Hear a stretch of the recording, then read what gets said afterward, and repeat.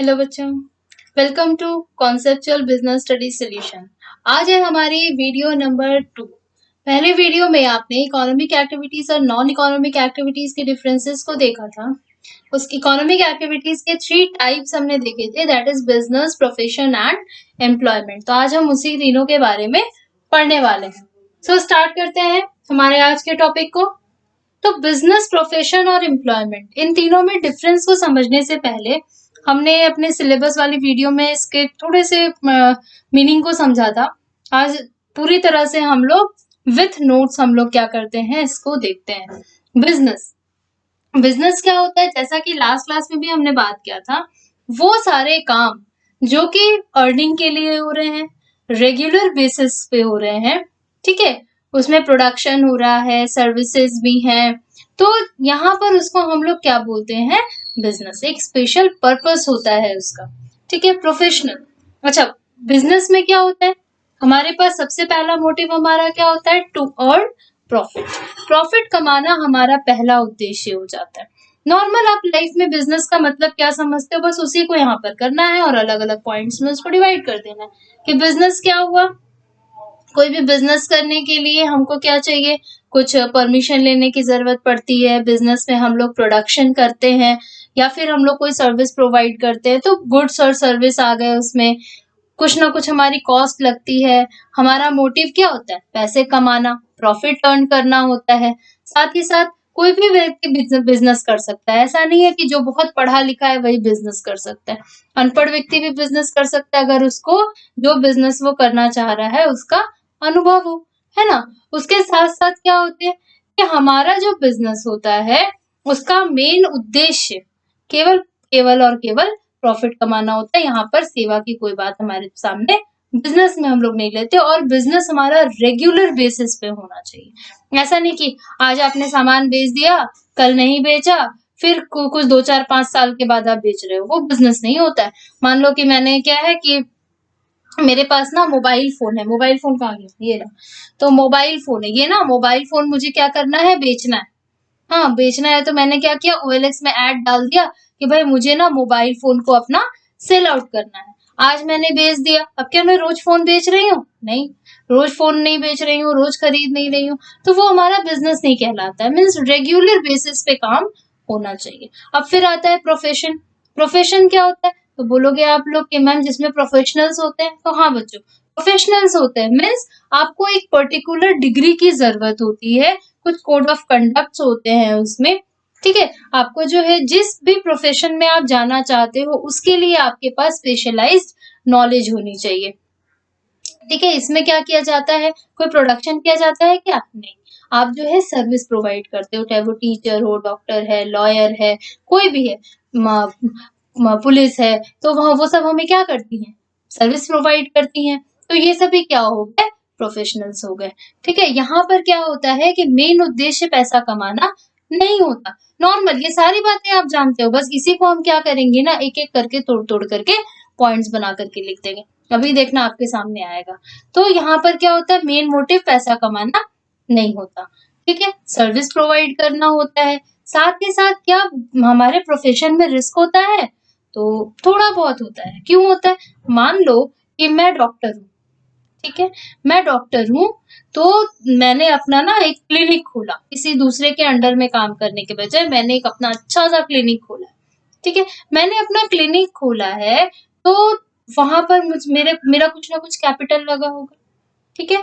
तो वहां पर क्या हुआ? मेरे पास पेशेंट्स तुरंत बहुत ज्यादा आएंगे नहीं आएंगे, ये तो कंफर्म नहीं होता है ना। पेशेंट्स तो आएंगे ही क्योंकि मैं डॉक्टर हूँ, लेकिन क्या उतने ज्यादा आएंगे जितना ज्यादा मैंने एक अपने क्लिनिक के, अपने हॉस्पिटल के एस्टेब्लिशमेंट में खर्च किया? तो वहाँ थोड़ा सा रिस्क होता है, ठीक है। तो और फिर हम आते हैं एम्प्लॉयमेंट में। जब हम किसी दूसरे के अंडर में काम कर रहे हैं तो वो क्या हो गई? एम्प्लॉयमेंट हो गई। जब हम दूसरे के अंडर में काम कर रहे हैं, आज मैं किसी के अंडर में अगर काम कर रही हूँ तो मुझे क्या मिलेगा? बोलोगे मैम आप इतना भी नहीं जानते, सैलरी मिलेगी या वेजेस मिलेंगे, है ना। अगर मैं मंथली बेसिस पे काम कर रही हूँ, देखो बच्चों आज सैलरी और वेजेस का कॉन्सेप्ट मैं आपको क्लियर करती हूँ क्योंकि आगे चल के आपको काम आने वाला है। सैलरी और वेजेस, अगर हम जो है मंथली बेसिस पे काम करते हैं, ईयरली बेसिस पे काम करते हैं, हमारा काम फिक्स होता है तो हमें सैलरी मिलती है। बट वेजेस क्या होते हैं, जो कि पर डे के हिसाब से मिलता है। ठीक है, दिहाड़ी मजदूर आपने नाम सुना होगा, जो कि क्या होता है, पर डे के हिसाब से काम करते हैं, कॉन्ट्रैक्चुअल्स होते हैं, तो उनको वेजेस जनरली दिया जाता है। ठीक है, अब ये जो सैलरी होती है इसमें क्या होता है, कंप्लीटली क्वालिफिकेशन एम्प्लॉयर पे डिपेंड करता है कि भाई एम्प्लॉयर जो है आपके अंदर क्या क्या क्वालिफिकेशन खोज रहा है, तो वो कंप्लीटली आपके एम्प्लॉयर पे डिपेंड करता है और आपकी जॉब पे डिपेंड करता है। ठीक है, यहाँ पर जो मेन मोटिव होता है वो केवल आप अपने एम्प्लॉयर को सेटिस्फाई करो, उसने जो आपको काम दिया है वो आप परफेक्टली कर दो। यहाँ ना आपका प्रोडक्शन मोटिव है और न ही आपका सर्विस मोटिव है, आपका मोटिव है अपने एम्प्लॉयर के द्वारा दिया हुआ काम को परफेक्टली कर देना, उसको सेटिस्फाई करना। ठीक है, तो ये तीनों हमारा नॉर्मल सा मतलब हुआ। अब चलो उसको पॉइंट्स में फिट करते हैं। ये सारी बातें हम लोग पहले से जान रहे थे कि बिजनेस क्या होता है, प्रोफेशन में प्रोफेशनल्स क्या करते हैं, वो सर्विस प्रोवाइड करते हैं, बिजनेस में हम पैसे कमाते हैं, प्रोफेशन में हमें फीस मिलती है। ठीक है, एम्प्लॉयमेंट में हमें सैलरी और वेजेस मिलते हैं, ये सारी बातें आप जानते थे। अब इसे हमें क्या करना है, प्रॉपर तरीके से पॉइंट्स में फिट करना है। बच्चों जो भी मैं बोर्ड वर्क करती हूँ ना, उसे आप जरूर से जरूर कॉपी कर लेना। अगर आपको दिक्कत होती है तो पॉज करो, स्क्रीनशॉट लो और फिर जूम करके लिखो। स्टार्ट करते हैं। बेसिस, कोई भी डिफरेंस आपका आता है तो you must write basis of differences. ठीक है, जो अंतर का आपका आधार होता है कि किस बेसिस पे आप डिफरेंस दिखा रहे हो, वो लिखना मैंडेटरी होता है। सो बेसिस क्या है, फॉर्मेशन, इसको हम जो है आपका कमेंसमेंट भी बोल सकते हैं कि मतलब बिजनेस जो स्टार्ट हुआ उसके लिए क्या चाहिए, तो कुछ लीगल फॉर्मेलिटीज होती है बिजनेस के लिए। मान लो आपको कंपनी स्टैब्लिश करनी है, कोई फर्म स्टैब्लिश करना है, तो वो कंपनी के लिए आपको क्या चाहिए, लीगल फॉर्मेलिटीज को पूरा करना पड़ता है।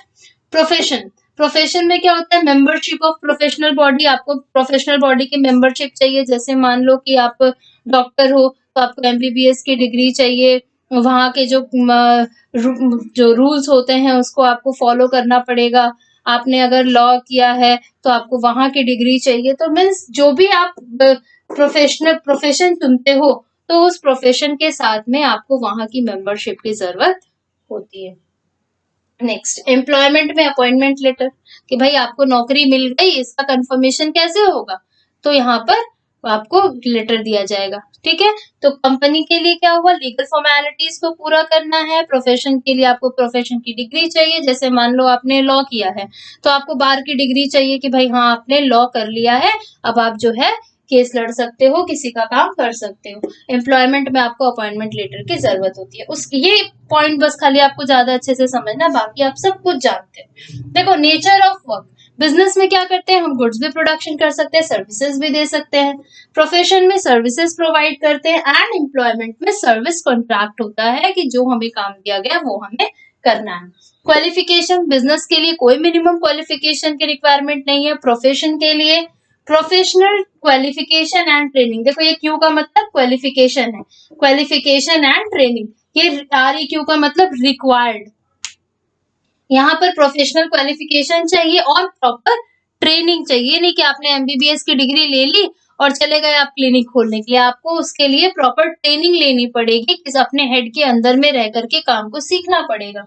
नेक्स्ट, एम्प्लॉयमेंट जो होता है वो एज पर क्या होता है, एम्प्लॉयर होता है। ठीक है, फिर आता है हमारा रिवॉर्ड। बिजनेस का रिवॉर्ड क्या होता है, बिजनेस का रिवॉर्ड जो होता है वो प्रॉफिट।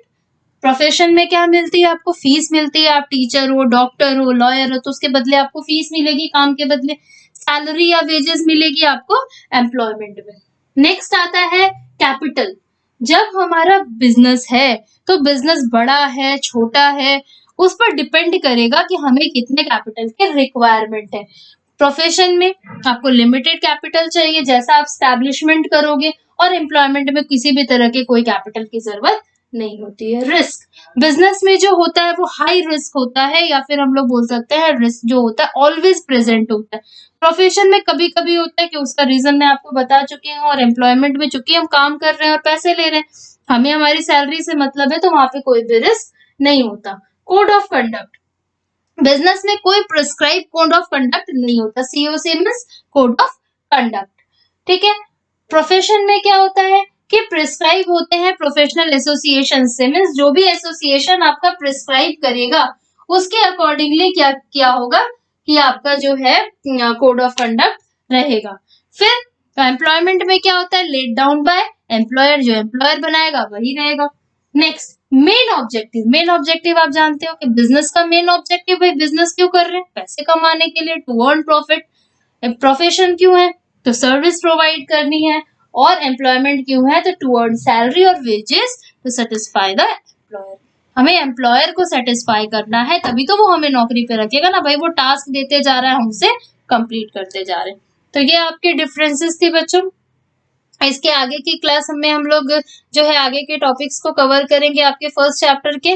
तब तक के लिए अगर आपको इस टॉपिक में कोई भी दिक्कत हो तो आप हमें कमेंट बॉक्स में लिख करके पूछ सकते हो। और साथ ही साथ चैनल को सब्सक्राइब करिए और बेल आइकन को प्रेस करिए ताकि हमारी वीडियोस जो है आपको मिलती रहे। साथ ही साथ बच्चों जितने ज्यादा आप हो सके वीडियोस को शेयर करो ताकि आप ही के जैसे दूसरे बच्चे जो हैं उनको भी इन वीडियोस का फायदा मिल सके। तब तक के लिए bye, have a nice day.